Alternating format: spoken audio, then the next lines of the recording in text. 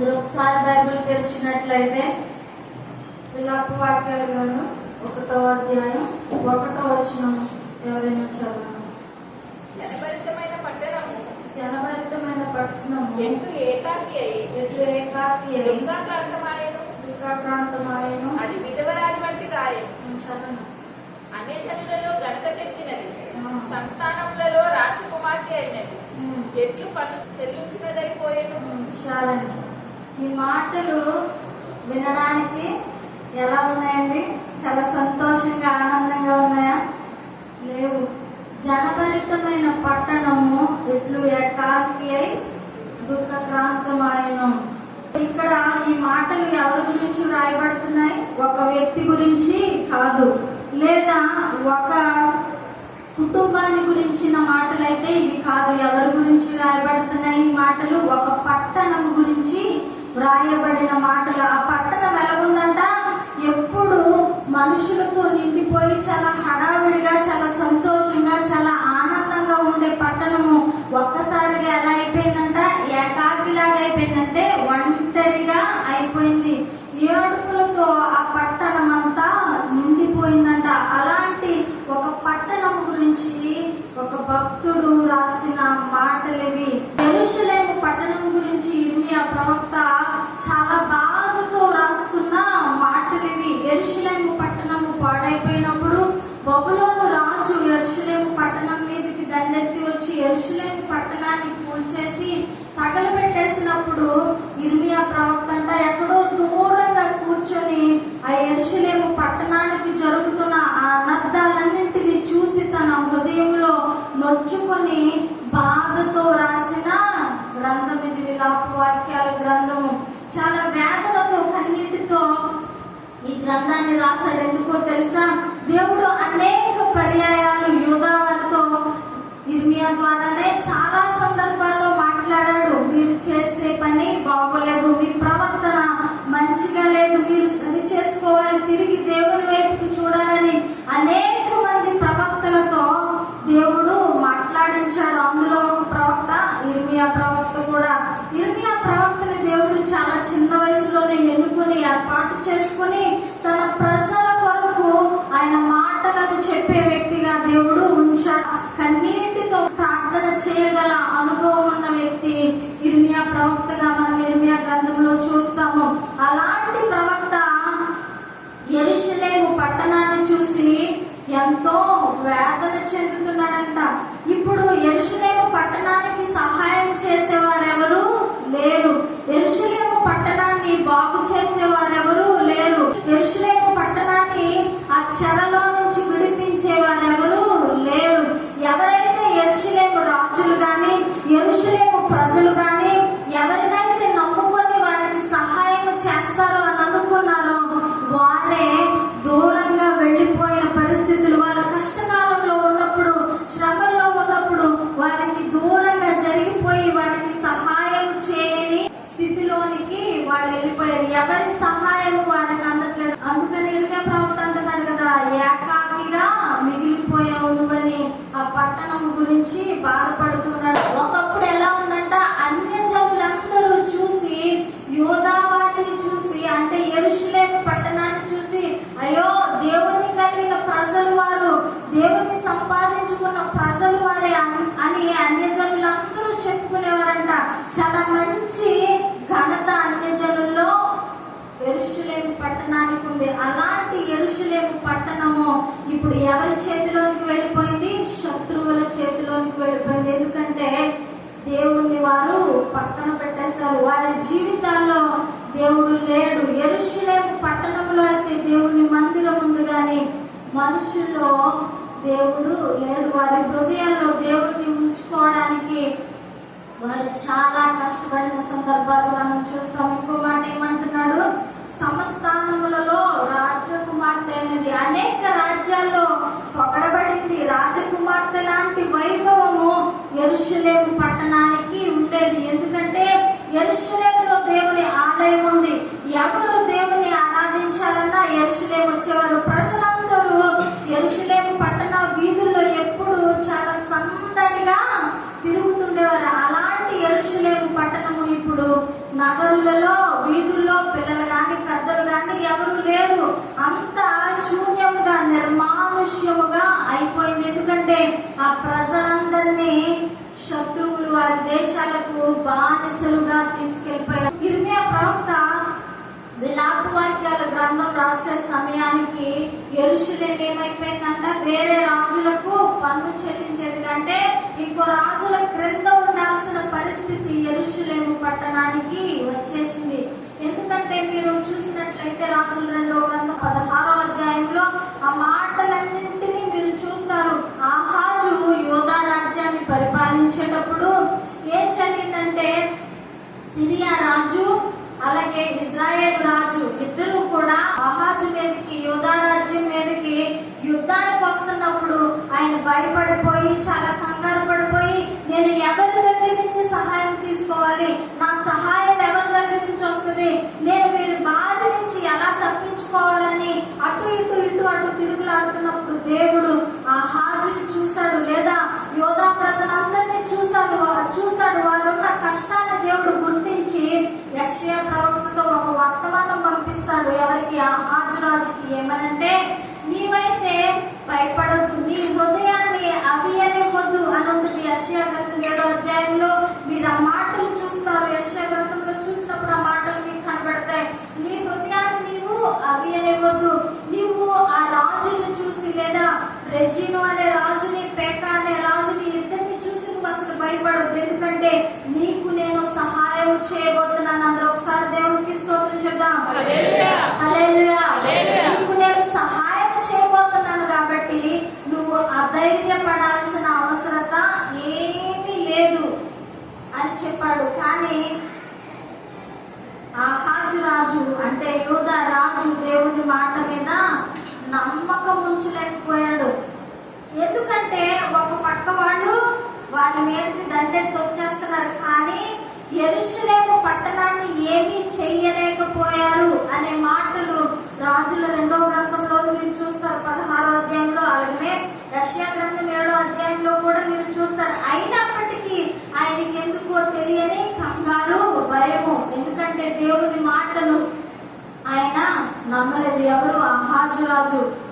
అందుకనే అదే యెషయా గ్రంథం 7వ అధ్యాయంలో దేవుడు ఇంకొక మాట కూడా అంటాడు, మీరు నమ్మకపోతే స్థిరపరచబడకయుందురు అనే మాట మీరు 7వ అధ్యాయంలో చూస్తారు. యెషయా గ్రంథము 7వ అధ్యాయంలో 9వ వచనంలో ఒకసారి చదవమ్మా. ఆఖరి లైను, మీరు నమ్మకుండినడలా మీరు స్థిరపడకయుందురు.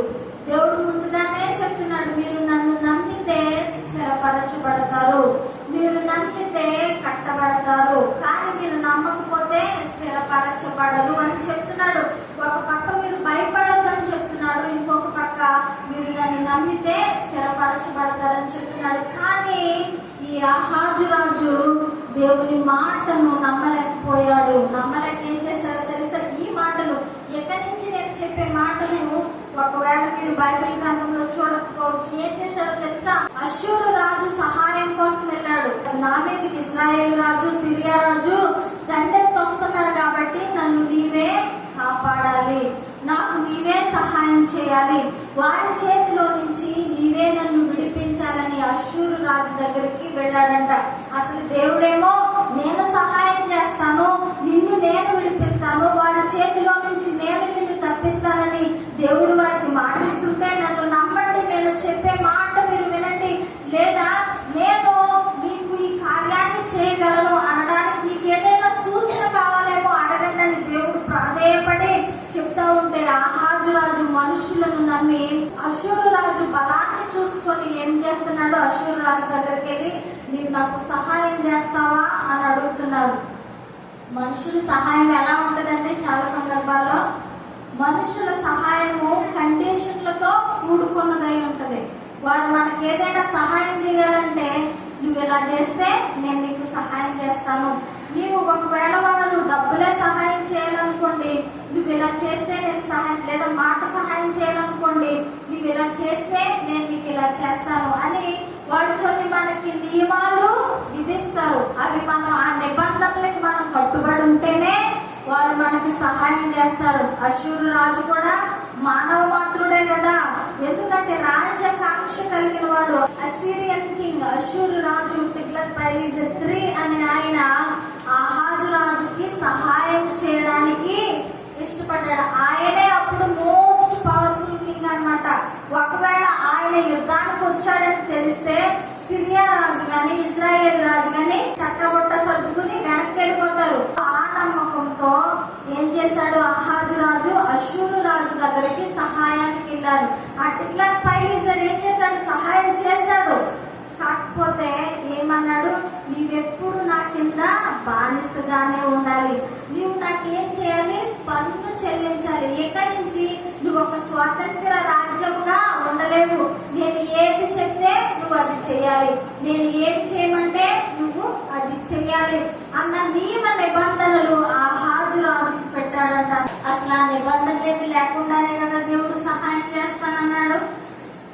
కానీ ప్రస్తుతం ఆయన ఉన్న పరిస్థితిలో దేవుని వైపు చూడనివ్వలేదు. చాలా సందర్భాల్లో మనం చుట్టూ ఉన్న పరిస్థితులను బట్టి దేవుడు మనకి చేసిన వాగ్దానాలు గాని దేవుడు నీ జీవితంలో ఇచ్చిన మాటలు గాని మర్చిపోతూ ఉంటావు చాలా సందర్భాల్లో. ఎందుకంటే నీ చుట్టూ ఉన్న పరిస్థితులు నిన్ను అలా ప్రేరేపిస్తాయి.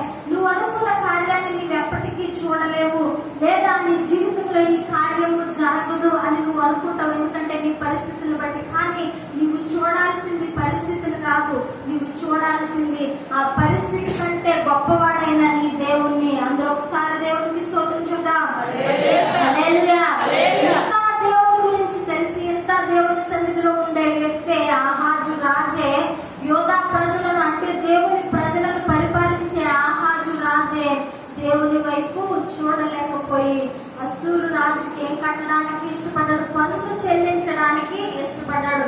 ఆయన చేసిన ఆ తప్పిదం వల్ల చరిత్రలో ఇంకెప్పుడు యోధా రాజ్యం స్వతంత్ర రాజ్యముగా ఉండలేకపోయింది. ఎప్పుడు ఇంకొక రాజ్యం కిందే బానిసగా బ్రతకాల్సిన పరిస్థితి వచ్చింది యోధా రాజ్యానికి. ఆ మాటని విలాప వాక్యాల గ్రంథంలో ఇర్మియా అంటున్నాడు, నువ్వు ఎలాగో పన్ను చెల్లించేదానిగా అయిపోయావు. అసలైతే దేవుడు నీకంటూ ఒక స్థానాన్ని ఇచ్చాడు కదా, దేవుడు నీకంటూ ఒక శక్తిని సామర్థ్యాన్ని ఇచ్చాడు కదా. నువ్వు ఒక స్వతంత్ర రాజ్యముగా నిన్ను నీవే దేవుణ్ణి రాజుగా చేసుకొని నీవు నీ పరిపాలన సాగించవలసిన రాజ్యం కదా. అలాంటిది ఎవరికెంతో పని చేయాల్సిన కర్మ నీకు ఎందుకు వచ్చింది? ఎవరి అడుగు జాడల్లోనో నడవాల్సిన పరిస్థితి నీకు ఎందుకు వచ్చింది? ఎవరికో పన్ను కట్టాల్సిన పరిస్థితి నీ జీవితంలో ఎందుకు వచ్చింది అని ఒకసారి ఇర్మియా ప్రవక్త యూదా ప్రజల వారి జీవితం అంతా జ్ఞాపకం చేసుకొని పలుకుతున్న మాటలు. ఒకవేళ గనక ఆ యూదా పట్టణము నీ జీవితం అయితే, ఒకవేళ గనక ఆ యూదా పట్టణం నీ జీవితాన్ని నా జీవితాన్ని సూచిస్తే, దేవుడు ఒకవేళ ఈ మాటలు నీతో చెప్తున్నాడని అనుకుంటే నీ సమాధానం ఏమై ఉంటుంది? ఆ ఇర్మియా ప్రవక్త ఆ యెరూషలేము పట్టణాన్ని చూసి కన్నీరు కార్చినట్లే నిన్ను నన్ను సృజించిన దేవుడు మన జీవితాన్ని చూసి కన్నీరు కారుస్తున్నాడా, లేదా మన జీవితాన్ని చూసి ఆనందిస్తున్నాడా? అసలు ఎలాగూ ఉంది దేవుని సన్నిధిలో మన జీవితం, మన ప్రవర్తన, మన నడవడిక, లేదా మన స్థితిగతులు ఆయన ముందర ఆయన సన్నిధిలో ఎలాంటివై ఉన్నాయో ఈ మధ్యాహ్న సమయంలో మనందరము ఆలోచించుకోవాల్సిన విషయం. ఒకవేళ కనుక మన ప్రవర్తన దేవుణ్ణి దుఃఖాన్ని కలిగించేదిగా, లేదా దేవుణ్ణి ఆయాసపరిచేదిగా ఉందేమో నీవు నేను సరి చూసుకోవాలి. లేదా శత్రువుల చేతిలోకి ఒకవేళ నీ జీవితం వెళ్ళిపోయిందేమో, దేవుడు చెప్పిన మాటని నువ్వు ప్రక్కన పెట్టేసి, లేదా దేవుడు విధించిన నియమ నిబంధనలు పాటించకుండా, ఆయన కట్టడలను అనుసరించకుండా, ఆయన ఆజ్ఞలను అనుసరించకుండా నీవు దేవుని సన్నిధిలో నుంచి వేరైపోయి, లేదా దేవుని దగ్గర నుంచి నీవు వేరైపోయి శత్రువు చేతిలోకి, అనగా అపవాది చేతిలోనికి నీ జీవితం ఒకవేళ వెళ్ళిపోయిందేమో, నిన్ను నీవే పరీక్షించుకోవాల్సిన సమయం ఇది. అని దేవుడు చాలా కరుణా సంపన్నుడండి. దేవుడు నీవు పడిపోయిన స్థితిలోనే నిన్నుంచే దేవుడైతే మాత్రము ఎప్పుడూ కాదు. ఒకవేళ నీ జీవితంలో నిన్ను సరిచేయడానికి, దేవుడితో సహవాసంలోనికి మళ్ళీ నిన్ను తీసుకొని రావడానికి ఒకవేళ శిక్షించినా గానీ దేవుడు మళ్ళీ తిరిగి నీ పూర్వ వైభవాన్ని నీ జీవితంలో నీకు ఇచ్చే దేవుడు. నమ్మితే దేవుడు ఖచ్చితంగా అలా చేయగల సమర్థుడు. కానీ అలా ఒకవేళ తిరిగి మళ్ళీ దేవుడు నిన్ను జ్ఞాపకం చేసుకోవాలంటే రెండు విషయాలు నీ జీవితంలో ఉండాలి. ఒకటి, దేవుని వైపు తిరిగేదానుగా తిరిగేవాడవుగా నీవు ఉండాలి. రెండు, నీ కొరకు విజ్ఞాపన చేసే వ్యక్తులు నీ జీవితంలో నీవు కలిగి ఉండాలి. అసలు యెరూషలేము పట్టణాన్ని దేవుడు తిరిగి నిర్మించడానికి గల కారణం, ఎలాగైతే యెరూషలేము పట్టణము పాడైపోయినట్లుగానే దేవుడు ఉంచాడా? ఇర్మియా ప్రవక్త అంటాడు కదా 5వ అధ్యాయం 21వ వచనంలో ఏమంటాడంటే, దేవునితో మా పూర్వ స్థితి మరలా మాకు కలుగజేయము. అందరూ ఒకసారి దేవునికి స్తోత్రం చెప్దాం. యెరూషలేము పట్టణం ఎలాగైతే ఉండేదో, యోధా ప్రజలుగా మేము దేవుని సన్నిధిలో ఎప్పుడు కొనసాగుతూ ఆ యెరూషలేము పట్టణంలో మేము ఎలాగైతే సంతోషముగా ఆనందముగా ఉండేవారమో అలాంటి స్థితిని తిరిగి మాకు దయచేయని దేవుని దగ్గర ఏం చేస్తున్నాడు? ఇర్మియా ప్రవక్త విజ్ఞాపన చేస్తున్నాడు. ఏం చేస్తున్నాడు? విజ్ఞాపన చేస్తున్నాడు, ప్రార్థన చేస్తున్నాడు. అయ్యా, మళ్ళీ ఒకసారి నన్ను, నా దేశాన్ని, నా పట్టణాన్ని నీవు జ్ఞాపకం చేసుకో. పాడైపోయిన స్థితిలో ఉన్న నా పట్టణాన్ని తిరిగి నీవు మరలా కట్టించు. ఒకవేళ ప్రస్తుతానికి మా జీవితాలు శత్రువుల చేతిలో ఉన్న ఆ శత్రువుల చేతిలో నుండి నీవు మమ్మల్ని విడిపించి తిరిగి మాకు పూర్వ వైభవాన్ని కలిగించు అని ప్రార్థన చేస్తా ఉన్నాడు. ఒకవేళ గనక నీ జీవితం యెరూషలేము పట్టణాన్ని సూచిస్తా ఉంటే, యెరూషలేము పట్టణము పాడైపోయినట్లుగా నీ జీవితం గనక పాడైపోతే, దేవునికి ఇష్టం లేని క్రియలు, దేవునికి ఆయాసకరమైన క్రియలు, లేదా పాపంలో శాపంలో నువ్వు కొట్టబడి అపవాది చేతులకు గనక నీవు చిక్కుపోతే, నువ్వు చూడాల్సింది దేవుని వైపే. మరలా ఒకసారి నన్ను జ్ఞాపకం చేసుకోయా, మరలా ఒకసారి నన్ను దర్శించేయాలని మనం దేవుని సన్నిధిలో ప్రార్థించే వారంగా ఉండాలి. అలాగే నిన్ను బట్టి నీ దాసులు ప్రార్థన చేస్తారు. ఎప్పుడో తెలుసా? నీవు దేవుని సన్నిధిలో కనబడినప్పుడు. అందరూ ఒకసారి దేవునికి స్తోత్రం చెప్దాం. హల్లెలూయా. ఒకసారి మీరు దానియేలు గ్రంథాన్ని తెరిచినట్లయితే దానియేలు కూడా ప్రార్థన చేస్తా ఉంటాడు. దానియేలు 6వ అధ్యాయం 10వ వచనంలో ఒక మాట మీరు చూస్తారు. ప్రార్థన చేయడానికి వీలు లేదని రాజు శాసనము తీసుకొచ్చినప్పుడు కూడా దానియేలు ఏం చేస్తున్నాడంట? ప్రార్థన చేస్తున్నాడంట. దానియేలు ముమ్మారు తన గదిలోనికి వెళ్ళి యెరూషలేము తట్టు ఉన్న కిటికీలు తెరిచి ప్రార్థన చేసేవాడంట. ఆయనకి ఏమన్నా మధ్యలోకి తెరిచేవాడండి? యెరూషలేము వైపు ఉన్న కిటికీలు ఆయనకి ఏమన్నా ఊసిపోక తెరిచేవాడా? లేదా పిచ్చోడై యెరూషలేము వైపు ఉన్న కిటికీలు తెరిచి ప్రార్థన చేసేవాడా? అసలు దానియేలు యెరూషలేము తట్టు తిరిగి అటువైపు ఉన్న కిటికీలు తెరిచి ఎందుకు ప్రార్థించేవాడో తెలుసా? అయ్యా, నీవు మాకు వాగ్దానం చేసావు, ఎప్పటికైనా యెరూషలేము నీవు తిరిగి కడతానని వాగ్దానం చేసావు. యెరూషలేము పట్టణస్థులందరినీ, యోధా ప్రజలందరినీ నీవు యెరూషలేముకు తిరిగి రప్పిస్తానని వాగ్దానం చేసావు కదా, నీవు మర్చిపోవద్దయా. నీ సమయంలో మమ్మల్ని జ్ఞాపకం చేసుకుని ప్రతిరోజు రోజుకి 3 సార్లు ఆ యెరూషలేము వైపు ఉన్న కిటికీలను తెరిచి దానియేలు ప్రార్థన చేసేవాడు. నమ్మని వారందరూ ఒకసారి దేవునికి స్తోత్రం చెప్దాం. అదే ప్రార్థన. అసలు ఆయన యెరూషలేము గురించే ప్రార్థన చేశాడని నువ్వెలా చెప్పేస్తావు అని ఒకవేళ మీరు అడగొచ్చు. 9వ అధ్యాయంలో చూస్తే ఆయన ప్రార్థన ఉంటదండి. నాకు బైబిల్ గ్రంథంలో ఇష్టమైన ప్రార్థనలలో ఇది కూడా ఒక ప్రార్థన. దానియేలు ప్రార్థన మనస్సుని కదిలించేదిగా ఉంటుంది. ఏమంటాడో తెలుసా? అయ్యా, నీకు వ్యతిరేకంగా మా జీవితాల్లో మేము పాపం చేశామయ్యా.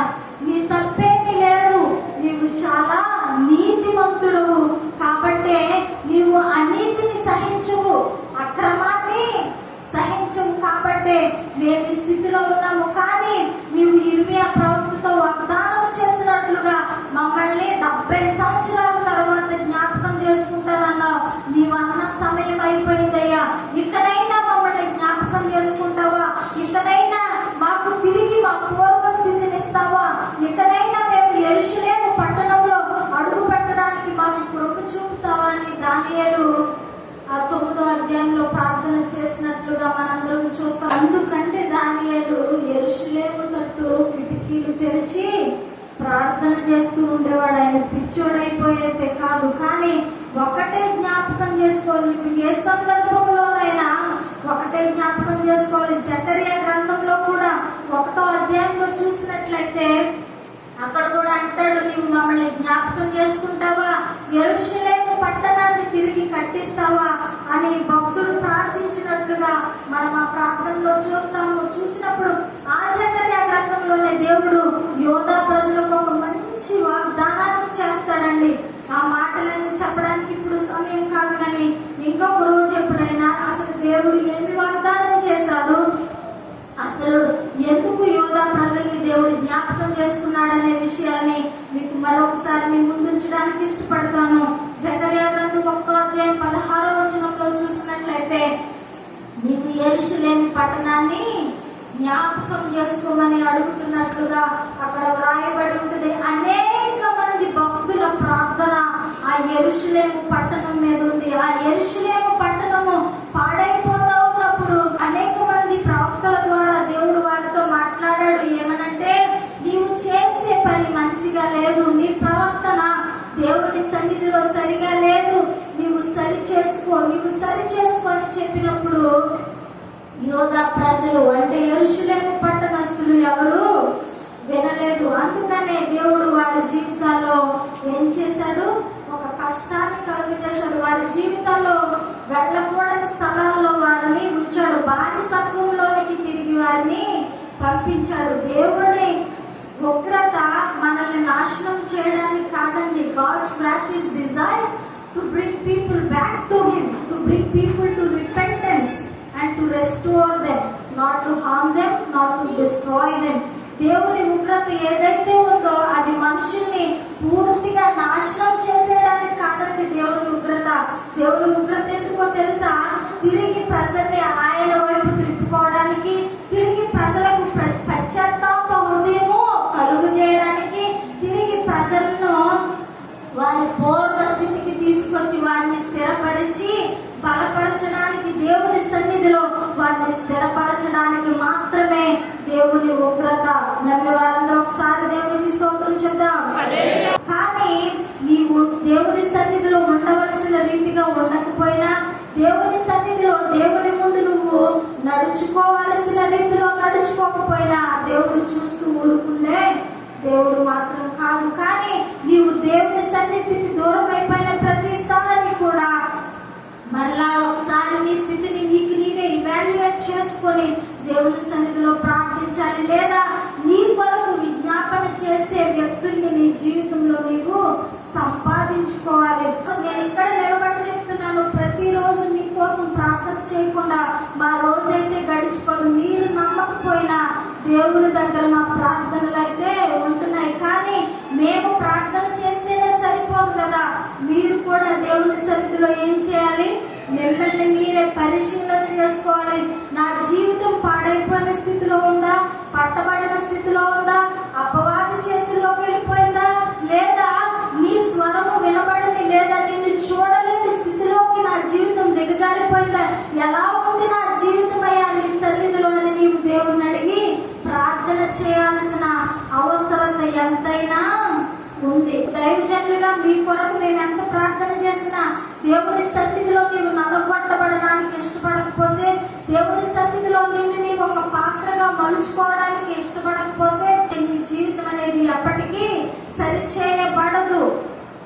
ఎలాగైతే పాడైపోయిన స్థితిలో ఉందో అలాంటి స్థితిలోనే మిగిలిపోయే పరిస్థితులు నీ జీవితంలో ఉంటాయి. కానీ దేవుడు ఎప్పటికీ నువ్వు ఆ స్థితిలోనే ఉండాలని, నువ్వు పడిపోయిన స్థితిలోనే ఉండాలని, పాడైపోయిన స్థితిలోనే ఉండాలని, ఎందుకు పనికిరాని స్థితిలో ఉండాలని ఆయన కోరుకోవట్లేదు. ఎందుకంటే ఆయన బిడ్డలుగా మనల్ని దేవుడు ఎప్పుడు ఒక ఉన్నతమైన స్థానంలో చూడాలని, ఆయనకి ఇష్టమయ్యే బిడ్డగా నీవు నేను బ్రతకాలని ఆయన ఆశపడతాడు. ఈ లోక సంబంధం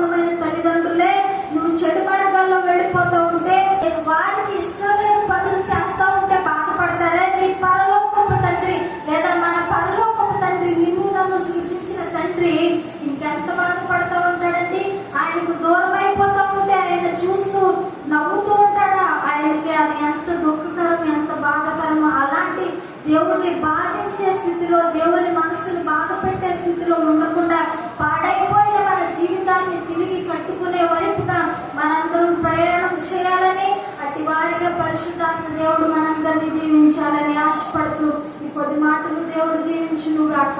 ఆమేన్.